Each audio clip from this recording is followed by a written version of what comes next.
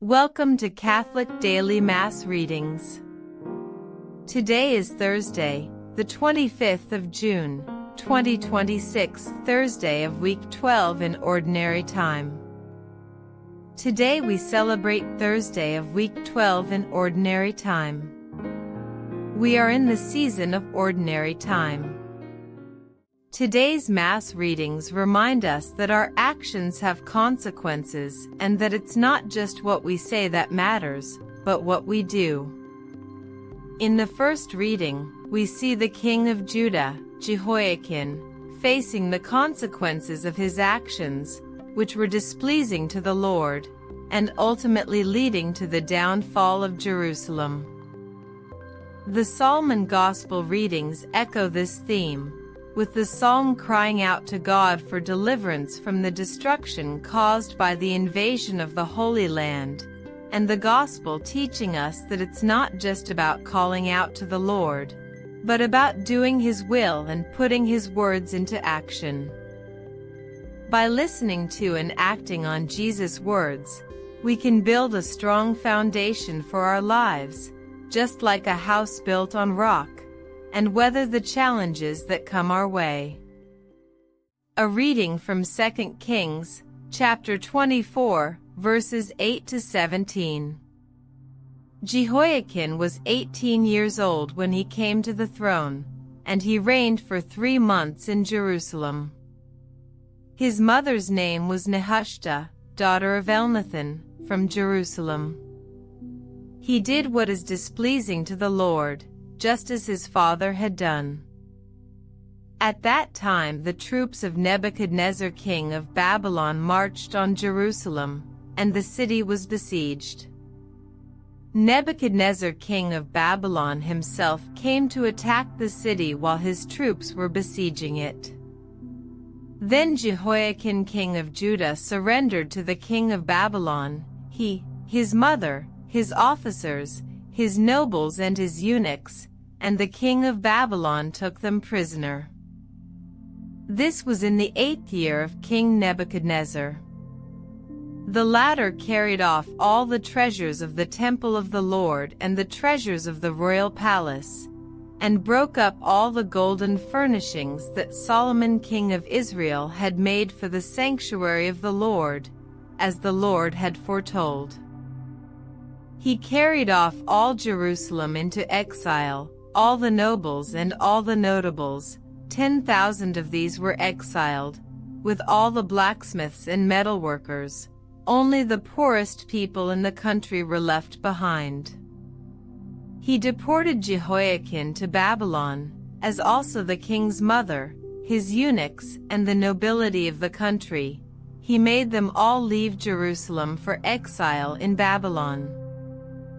All the men of distinction, 7,000 of them, the blacksmiths and metalworkers, 1,000 of them, all of them men capable of bearing arms, were led into exile in Babylon by the king of Babylon.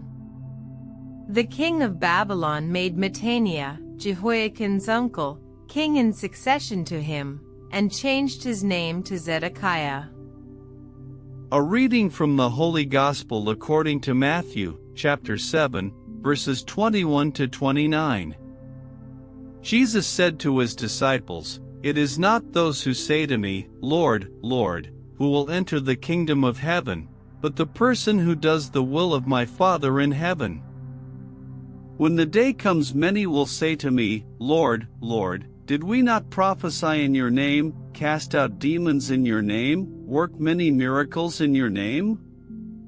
Then I shall tell them to their faces, 'I have never known you, away from me, you evil men.' Therefore, everyone who listens to these words of mine and acts on them will be like a sensible man who built his house on rock. Rain came down, floods rose, gales blew and hurled themselves against that house, and it did not fall, it was founded on rock.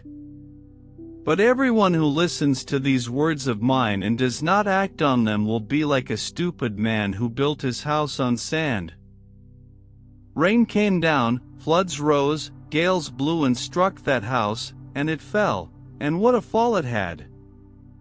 Jesus had now finished what he wanted to say, and his teaching made a deep impression on the people because he taught them with authority, and not like their own scribes. Take a moment to reflect. Jesus' words are shocking because they challenge the idea that doing great things in his name is enough to guarantee entrance into the kingdom of heaven. But without obedience and love, even mighty works are insufficient. The problem is a distorted discipleship that prioritizes our own will over the interior conversion needed to do the will of the Father. St. Paul reinforces this truth, saying that even the most extraordinary spiritual gifts, prophecy, knowledge, and faith, are worthless without the love that comes from God and enables us to act according to His will. This warning is especially relevant to those who preach, teach, or guide others in the faith, as they can sometimes act according to their own will rather than God's. Even devout Christians can fail to be authentic instruments of God's will, mistaking their own judgments or desires for His divine guidance. That's why it's essential for everyone who claims to follow Christ to regularly reflect on Jesus' words, not as a theoretical warning, but as a personal exhortation to examine their own hearts. Jesus wants us to ask ourselves whether we truly seek to do the Father's will or merely profess faith in name alone. When we pray and call on God as the Lord of our life, that's a good start, but it's only a start. Using the words Lord, Lord is not enough. We must also strive to live according to His will. This requires a deep and honest self-reflection, recognizing that our actions and intentions must be guided by love and obedience to God, rather than our own desires or ambitions. By examining our own hearts and seeking to do the Father's will, we can ensure that our faith is not just a profession, but a living and authentic relationship with God. Let us now still our hearts and turn to God in prayer. Lord, help us to put your words into action, to build our lives on the rock of your teachings, and to do the will of your Father in heaven. May our faith be rooted in love and obedience, and may we always follow your path to the kingdom of heaven. Thank you for joining us for today's daily Mass readings.